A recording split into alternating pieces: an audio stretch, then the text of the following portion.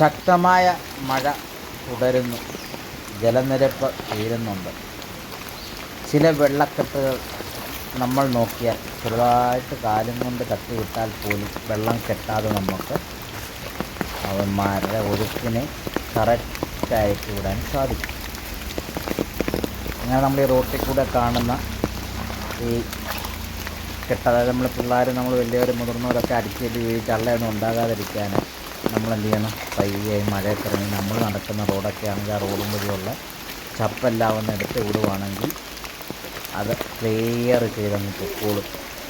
വെള്ളക്കെട്ട് നല്ല മഴയാണ്. അതുകൊണ്ട് ഈ വെള്ളക്കെട്ട്, നമ്മൾ ഈ ചെറിയ വെള്ളക്കെട്ട് കുഴിയൊന്നും നമുക്ക് കാണാൻ സാധിക്കുകയില്ല.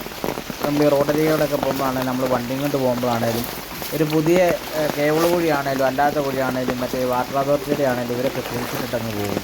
ഒരടയാളം പോലും ചിലപ്പം വെച്ചെന്ന് വരില്ല. അപ്പം നമ്മൾ തന്നെ എവിടെയെങ്കിലും വെള്ളമൊക്കെ ഇങ്ങനെ കെട്ടി നിൽക്കുന്നുണ്ടെങ്കിൽ നമ്മൾ പയ്യെ അമ്മാരെ ഒന്ന് മാറ്റി അങ്ങനെയൊക്കെ പോവുകയാണെങ്കിൽ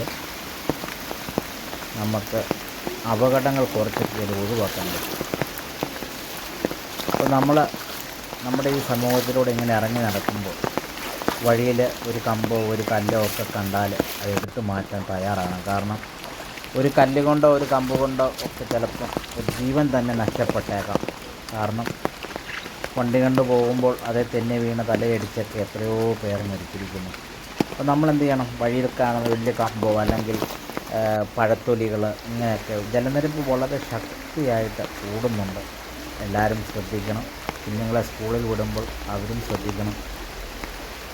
ജലനിരപ്പ് ഉയർന്നു വന്നു കഴിഞ്ഞാൽ നമുക്ക് അപകടമാണ്. കുഞ്ഞുങ്ങളെയൊക്കെ സ്കൂളിൽ വിടുമ്പോൾ നമുക്ക് വളരെ ശ്രദ്ധയോടുകൂടി മാതാപിതാക്കൾ തന്നെ കൊണ്ടുവിടാൻ ശ്രമിക്കണം.